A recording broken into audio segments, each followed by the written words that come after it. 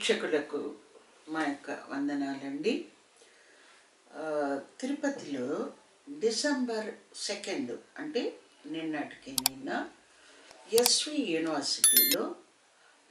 యూనివర్సిటీకి అనుబంధంగా ఉన్నటువంటి ఇంజనీరింగ్ కాలేజ్లో EEE డిపార్ట్మెంట్లో ఒక ఇన్సిడెంట్ ఒక దురదృష్టకరమైన సంఘటన చోటు చేసుకుంది.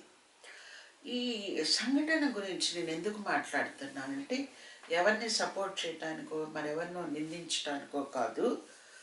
సమాజము క్రైస్తవ్యానికి వ్యతిరేక దిశలో ఏ రకంగా అది ఉద్యమిస్తూ ఉంది, క్రైస్తవ్యాన్ని ఏ రకంగా అది అపార్థం చేసుకుంది అనేదానికి ఒక పెద్ద తార్కాణంగా నిన్నటి ఇన్సిడెంట్ని మనం చెప్పుకోవచ్చు. ఈ ఇన్సిడెంట్ వచ్చి ఏదో ఒక సోషల్ మీడియా వాళ్ళే పెట్టారు. అది అలాగే ఒకరి నుంచి ఒకరికి అందరికీ వచ్చింది. అలాగే నేను కూడా దాన్ని చూడటం జరిగింది. అందులో డిపార్ట్మెంట్ హెడ్ అంటున్నారు, మరి ఆయన డిపార్ట్మెంట్ హెడ్ అవునా కాదో కానీ is a professor there EEE డిపార్ట్మెంట్లో. ఈజ్ ఏ ప్రొఫెసర్ చెంగయ్య గారు. ఆయన మాట్లాడినటువంటి ఒక వీడియోని ఎవరో రికార్డ్ చేశారు. దాన్ని బజరంగ్ దళ్ BHP కార్యకర్తలకి లేదా నాయకులకి అందజేసినట్టున్నారన్నమాట. అంటే ఒక వ్యక్తి మాట్లాడుతున్నప్పుడు రికార్డ్ చేయటం జరిగింది అంటేనే అది చాలా వాంటెడ్గా జరిగింది అనేది మనకు అర్థమవుతుంది. ఎందుకంటే క్లాస్ రూమ్లో ప్రొఫెసర్ చెంగయ్య గారు మాట్లాడింది ఒకవేళ అది తప్ప సబబా నేరమా కాదా ఆ విచారణలన్నీ పక్కన పెడతాం. అదంతా లాయర్లు ఎవరో చూసుకుంటారు. మనం అది సరైంది అని చెప్పినంత మాత్రాన సరైంది కాదు, అది సరికాదు అని మనం చెప్పినంత మాత్రాన జడ్జి చెప్పినట్టు కాదు. కాబట్టి అది మన పరిధిలో లేదు. దాని గురించి జస్ట్ మనం మాట్లాడగలం, చర్చించగలం, అంతవరకే.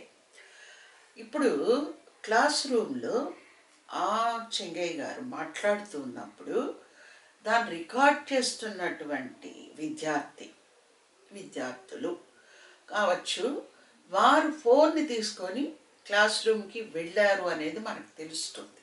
నెంబర్ 1. నెంబర్ 2, వారు ఆ రోజు ప్రొఫెసర్ చెంగయ్య గారితో ఆయన అలా మాట్లాడేటట్టు చేసి ఉంటారు అని కూడా నేను అనుకుంటున్నాను. అంటే ఆయనకి తరచుగా తన గురించి, తన సాక్ష్యం గురించి, తనెందుకు యేసుని అంగీకరించాడు అనే విషయం గురించి చెప్పే అలవాటు ఉన్నట్టుంది.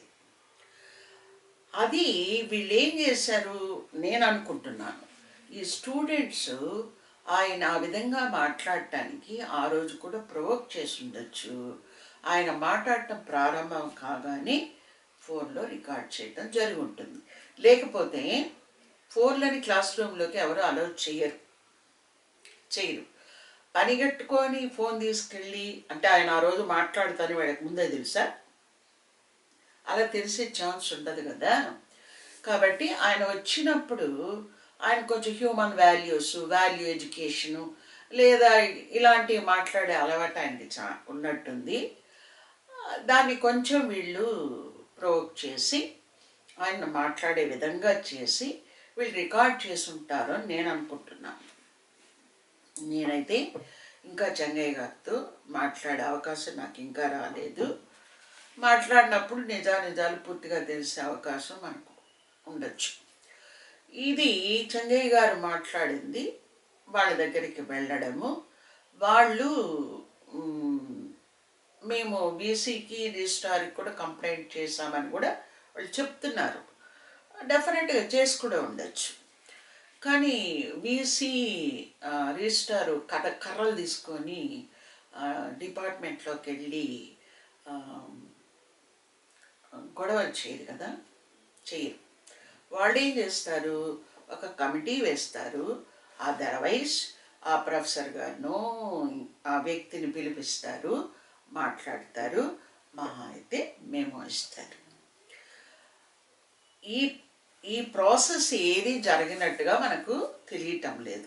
కంప్లైంట్ ఇచ్చారు, ఇచ్చిన తర్వాత నేరుగా ఈ అంత చిన్నవాళ్ళే నాకు తెలిసి 25 ఇయర్స్ 30 ఇయర్స్ లోపల 30 కటు ఇటు ఉన్నవాళ్ళే కనిపిస్తున్నారు అక్కడ.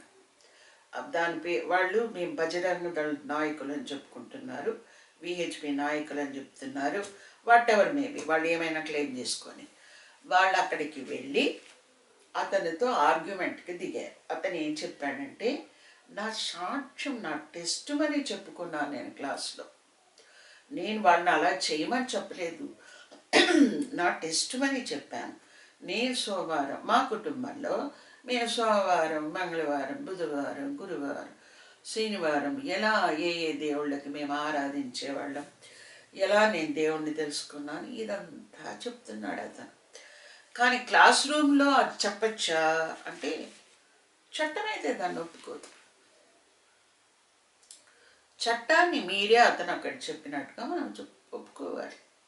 కాకపోతే అక్కడ అతను చెప్పే సందర్భం ఎలా ఏర్పడింది అనేది కూడా మనం ఆలోచిస్తే,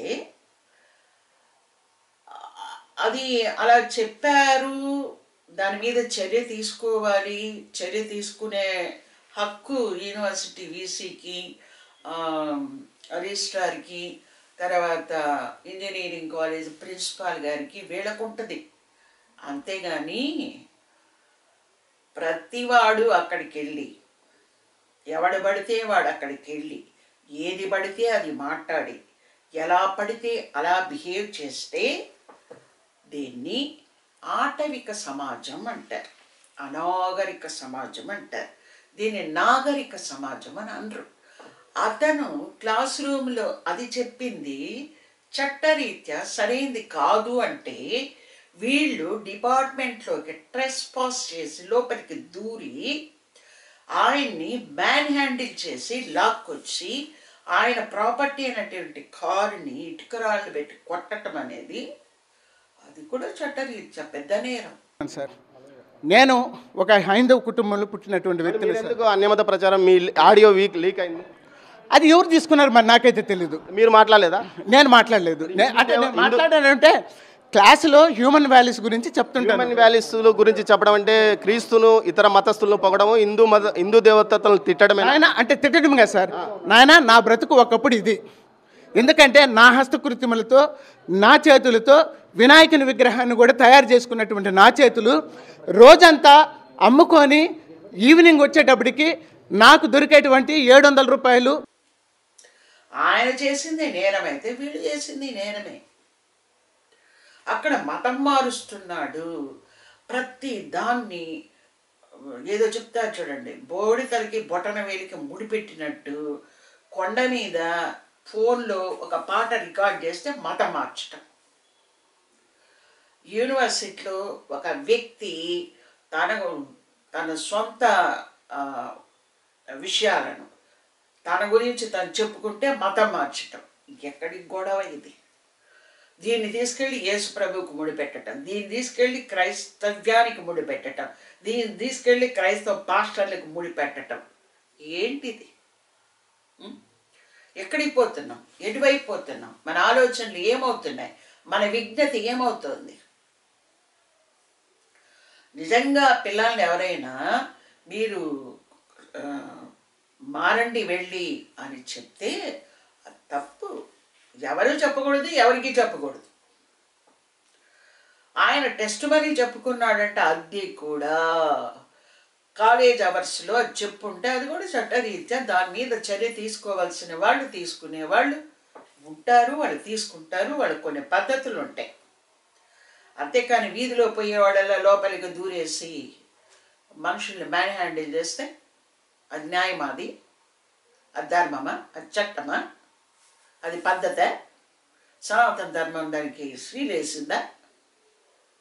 ఇండియన్ కాన్స్టిట్యూషన్ దాన్ని అక్సెప్ట్ చేసిందా? ఆర్టికల్ 21 ఏమైంది? వైలేషన్ అంటూ ఉంటే ప్రతి వైలేషన్కి, ప్రతి అధర్మానికి, ప్రతి చట్టపరంగా వ్యతిరేకమైనది ఏది చేసినా దానికి చర్య తీసుకోవాల్సిన పద్ధతులు కొన్ని ఉంటాయి. ఆయన దగ్గరికి వెళ్ళి ఆయన టేబుల్ మీద బుక్స్ ఉంటాయి, సో వాట్, ఉంటే ఏమైంది? టేబుల్ మీద ఆయన పర్సనల్ టేబుల్ మీద ఆయన చదువుకునే పుస్తకాలు ఉంటాయి, వాడుకునే పుస్తకాలు ఉంటాయి. ఆయన ఓన్ పర్సనల్ ప్రాపర్టీ అది పెట్టుకున్నాడు, అక్కడ పెట్టుకోకూడదా? ఏంటండి ఘోరం అసలు. అక్కడ ఒక చిన్న వాక్యం పెట్టుకున్నాడు ఆయన, పెట్టుకున్నాడు, సో వాట్.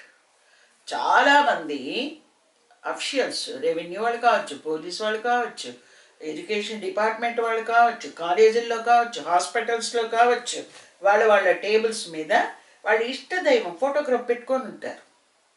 కొంతమంది షిడ్డీ సాయిని పెట్టుకుంటారు, కొంతమంది పుటపతి సాయిబాబాని పెట్టుకుంటారు, కొంతమంది వెంకటేశ్వర స్వామిని పెట్టుకుంటారు, కొంతమంది లక్ష్మీదేవిని పెట్టుకుంటారు. వాళ్ళ టేబుల్స్ మీద వాళ్ళ ఆఫీసుల్లో ఏదైతే అది పెట్టుకుంటారు, వాళ్ళ ఇష్టం. అలాగే ఆయన ఒక చిన్న వాక్యం పెట్టుకున్నాడు, అదేమన్నా నేరమా? ఏంటండి ఇది? ఏమిది? మనం ఏ దిశలో ప్రయాణిస్తున్నాం అంటే ఎలా ఉందంటే, ఇక్ అనే శబ్దం వినిపిస్తే క్రైస్తవం అరిచేటట్టున్నారు జనాలు. ఆ పిల్లలందరూ చదువుకున్న వాళ్ళ ఉంటారు, నాకు తెలిసి సంస్కారవంతమైన కుటుంబాల్లోంచి వచ్చి ఉంటారు. ఎందుకు ఇలాంటి మైండ్ సెట్ వచ్చి ఉంటుంది వాళ్ళకి? వాళ్ళని ఏ రకంగా మనం తయారు చేస్తాం, మన యువతని ఏ రకమైన మైండ్ సెట్ వాళ్ళకి ఏర్పడేటట్టు మనం సమాజాన్ని తయారు చేస్తున్నామన్నది ఒక్కసారి విజ్ఞత కలిగిన ప్రతి ఒక్కరూ ఆలోచించుకోవాల్సిన అవసరం ఉంది. రేపు మన బిడ్డలందరూ కలిసి ఈ సమాజంలో జీవించాలి. సమాజంలో VHP, Bajrang Dal, Christianity, Muslim ఇలా జీవించరు. సమాజంలో యువత, భారతీయ యువత, భారతదేశాన్ని ముందుకు తీసుకెళ్లే యువత, భారతదేశాన్ని ముందుకు తీసుకెళ్లే పౌరులుగా వాళ్ళు జీవించారు. అంతేకాని బజరంగ దళ్ పౌరులు, విహెచ్పి పౌరులు, తర్వాత క్రైస్తవ పౌరులు, ఇస్లాం పౌరులు, ఏంది? ఏమవుతుంది సమాజం? కుక్కల చింపిన విస్తర అవుతుంది. భారతదేశాన్ని భారత మాత అంటాం కదా మనం, అప్పుడు ఏడుస్తుంది భారత మాత. భారతదేశాన్ని ఇలా నలిబిలి చేయటం, నలిపేయటం అనేది మంచిది కాదు. నాకు ఇష్టమైన మార్గంలో, నా హృదయానికి తృప్తి కలిగే మార్గంలో, నా మనస్సుకి ఆనందం కలిగే మార్గంలో నేను నా ప్రార్థన నేను చేసుకుంటాను. Who are you to object me? ఆయన బుక్ చదవడం తప్పు కాదు, వాక్యం పెట్టుకోవడం తప్పు కాదు. క్లాస్ రూమ్లో ఆ రికార్డ్ చేసింది కూడా క్లాస్ రూమ్లో అయితే మాత్రం తప్పు. రికార్డ్ చేసింది క్లాస్ రూమ్లో అయితే డెఫినెట్లీ తప్పు అవుతుంది. అది క్లాస్ రూమ్లో రికార్డ్ చేస్తున్నారో లేదో అది కూడా మనకు తెలియదు. ఆయన బయట ఎక్కడైనా మాట్లాడుతూ ఉంటే రికార్డ్ చేశారా లేదా అది మనకు తెలీదు. Who gave evidence for that? అతను క్లాస్ రూమ్లోనే మాతో మాట్లాడాడని అక్కడ ఎవరు చెప్పేవాళ్ళు లేరు. These people they received that recorded material, that's all. అంత మాత్రాన నేనేదో మాట్లాడాను, దాన్ని రికార్డ్ తీసుకొని వెళ్ళిపోయి నువ్వు మత ప్రచారం చేస్తావు, మతం ఏంటి?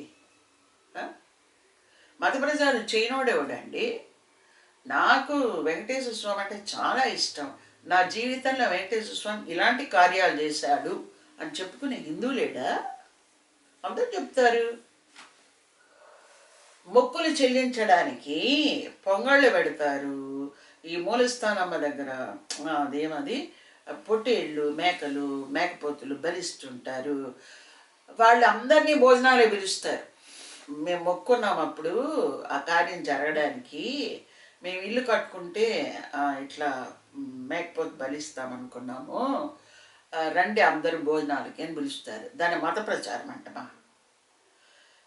మేము అప్పుడు ఏదో మొక్కున్నాము, కావడెత్తుతున్నాము అంటే రండి భోజనానికి అని పిలుస్తారు. పూజ జరుగుతుంది రండి అని పిలుస్తారు. అది మత ప్రచారమా? తప్పండి. అదేం చేసి ఉండాలి, అందరూ కలిసి మీరు వెళ్ళి విచారణ జరపండి అంటే ఎవరు జరపరు. కాలేజీకి ఒక పద్ధతి ఉంటుంది. ఆ విచారణ చేసిన తర్వాత ఆ ఎంక్వైరీలు ఏం జరిగిందనేది తెలుసుకొని అప్పుడు మాట్లాడడానికి కొన్ని పద్ధతులకు లోబడి మనం మాట్లాడితే నిజంగా అప్పుడు మన దేశాన్ని మనం ప్రేమించిన వాళ్ళం అవుతాం, నిజమైన భారతీయ పౌరులం అవుతాం. ఇప్పుడు భారతదేశాన్ని నాశనం చేయడానికి బయలుదేరిన మనుషుల్లాగా ఉన్నాం. మన మీదకి చైనా వాడు రాకడక్కర్లా, ఇంకొకటి రానక్కర్లా, మనకు మనమే కొట్టుకొని మన దేశాన్ని సర్వనాశనం చేసుకునేటట్టున్నాం మనం. చిన్న పిల్లలుగా అన్నారు, బాబు మీరు ఇలాంటి పనులు చేయకూడదు నాయన, మీకు నిజంగా మనసుకు కష్టం కలిగేటువంటిది ఏదైనా మీకు అనిపించినప్పుడు, మీరంతా చదువుకున్న బిడ్డలు, మంచి కుటుంబాల్లో నుంచి వచ్చుంటారు, మంచి పేరెంట్స్ ఉంటారు, మీకు మంచి పేరెంటింగ్ ఉంటుంది. మీరు ఎలా ఉండాలి నాయన, ఒక విషయాన్ని ఎదుర్కోవడం అనేది ఎలా ఉండాలి బాబు? తప్పు నాయన, ఇలా ప్రవర్తించకూడదు. చట్టం అనేది ఒకటి ఉంది నాయన, ఎవరు తప్పు చేసినా చట్టం వదలదు. మీరు చిన్నపిల్లలు, మీ మీద కంప్లైంట్లు అలా పోతే మీరు కూడా చాలా సఫర్ అవ్వాల్సి వస్తుంది. కాబట్టి ప్రతి ఒక్కరు కూడా ఆలోచించండి, ధర్మంగా ప్రవర్తించండి. నేను బ్రతకాలి, అలాగే నా చుట్టూ ఉన్నవాడు బతకాలి, నేను బతకాలి. ఈ సమాజ శ్రేయస్సు కొరకు నేను జీవించాలి, ఈ సమాజ శ్రేయస్సు కొరకు నేను పని చెయ్యాలి, ఆలోచించాలి అనేది ఉండాలి. అంతేకాని ఇలా చేసి ఒక వ్యక్తిని మనం దోషిగా సమాజంలో నిలబెడితే మనకు వచ్చేదేముంది? దయచేసి ప్రతి ఒక్కరు ఆలోచించవలసినటువంటి సమయం వచ్చేసింది, ఇంకా రాబోయేది కాదు. కాబట్టి ప్రతి ఒక్కరు ఆలోచించమని మీ అందరికీ నేను విజ్ఞప్తి చేస్తున్నాను.